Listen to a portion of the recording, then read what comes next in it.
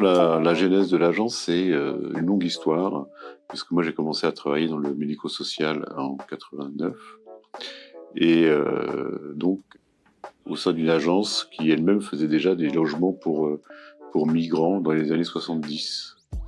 Donc il y a un esprit de logements sociaux, de logements pour personnes en difficulté, qui a toujours été présent, et donc qu'on a continué à développer, puisque c'est un esprit très spécifique pour concevoir des bâtiments. Donc après, effectivement, je me suis associé avec cette agence, et puis l'architecte est parti à la retraite, et maintenant, je dirais que le fil de l'histoire de cette structure continue.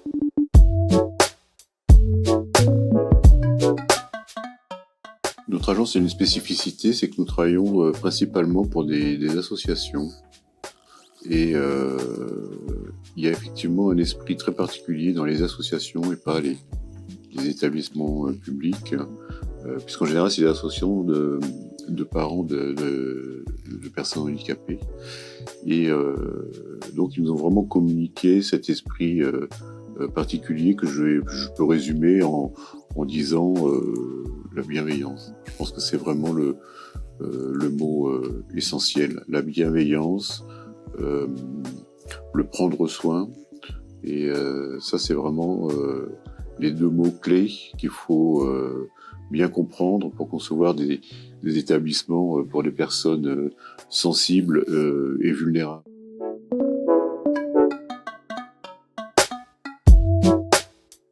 On vise toujours le bien-être du résident.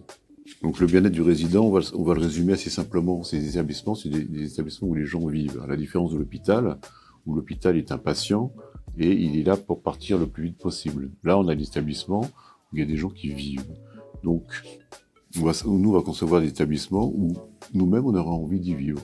Voilà, c'est assez simple, mais qui n'est pas donné à tout le monde. Donc, où on a envie de vivre, dans des locaux qui sont agréables, bien proportionnés, qu'on peut meubler facilement, où il y a un éclairage naturel et artificiel agréable, c'est-à-dire qu'il va être bien réparti, qui va être pas éblouissant. En éclairage naturel, nous, on essaye toujours de développer deux orientations du local, c'est toujours beaucoup plus confortable. Mais il y a aussi un point qui est très très important dans la conception de ces locaux, c'est l'acoustique, donc on parle peu, mais qui est très très importante, surtout dans certains types de handicap.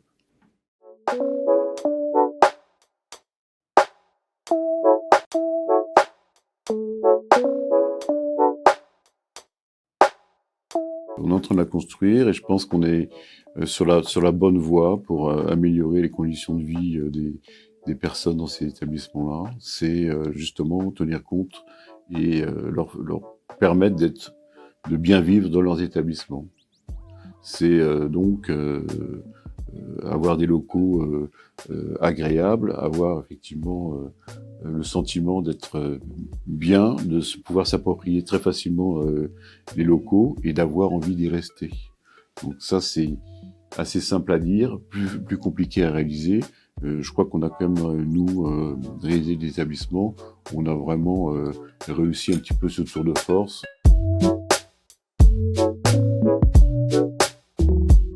Actuellement, l'acte de construire se complexifie énormément.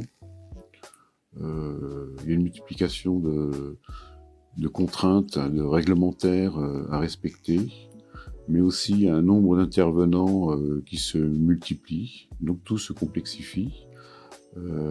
Et actuellement, notre particularité, c'est de maîtriser l'acte de construire depuis les prémices du projet jusqu'à la réception, y compris la gestion du chantier. Donc ça, c'est nos spécificités d'agence qu'on doit maintenir et développer pour effectivement répondre à les besoins de notre clientèle, qui est effectivement des associations qui ne savent pas, qui ne sont pas des professionnels, qui ne savent pas gérer l'acte de construire qui est très très complexe. Donc nous, notre adaptation au marché, c'est effectivement développer nos compétences pour répondre à des contraintes de plus en plus fortes.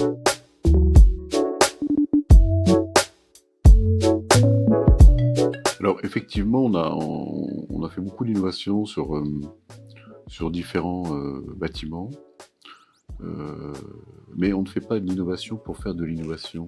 L'innovation qu'on a réalisée, ça a toujours été le résultat euh, d'analyse de différentes problématiques qui nous ont amené effectivement à dire ah ça n'existe pas, et ben ça n'existe pas, ben on va le créer. Voilà.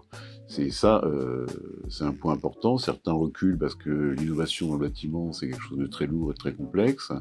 Nous on n'occupe pas, on s'investit, on y passe beaucoup de temps, mais pour justement répondre à des problématiques.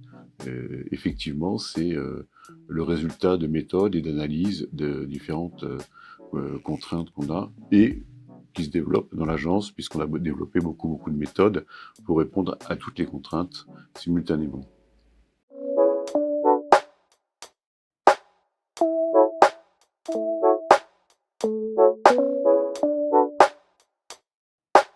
Notre atout principal, c'est de maîtriser l'acte de construire des prémices du projet jusqu'à la réception du bâtiment, avec des compétences étendues.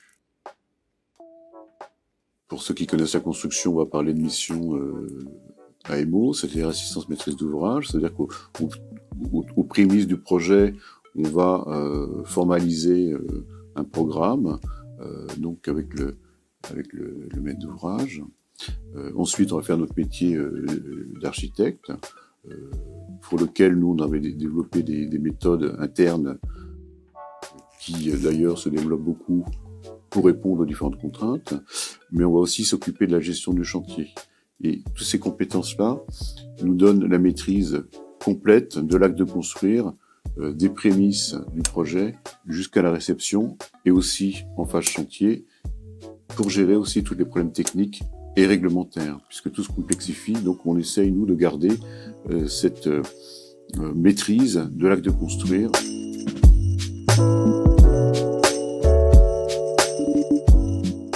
On est fiers de tous nos projets. Il n'y a pas un projet sur lequel on ne s'investit pas, même pour certains de petite taille. On s'investit dans tous les projets qui sont divers, qui peuvent être construits en bois, qui peuvent être construits en béton, ou en bois et en béton, qui sont la résultante justement de contraintes et qui répondent à des contraintes. Donc on est fiers de tous nos bâtiments. Alors peut-être effectivement, pour avoir une certaine reconnaissance, on est peut-être plus fiers d'un bâtiment pour lequel on a eu un prix d'architecture, qui est un foyer pour handicapés à Gondencourt.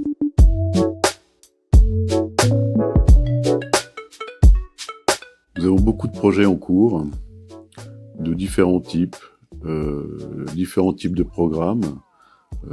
Donc pour les spécialistes, je vais parler un petit peu de MAS, d'IME, des AT, d'EHPAD. Ça, c'est pour les différents types de programmes qui restent dans notre domaine un peu spécifique du médico-social, ce qui ne nous empêche pas de temps en temps faire du logement, par exemple, ou d'autres programmes. Et après, en type de construction, on a tous les types. On a de la construction neuve, on a de la réhabilitation, on a de la réhabilitation et de l'extension, souvent en milieu occupé. Donc les types de projets se complexifient aussi puisque les bâtiments ont besoin d'évoluer.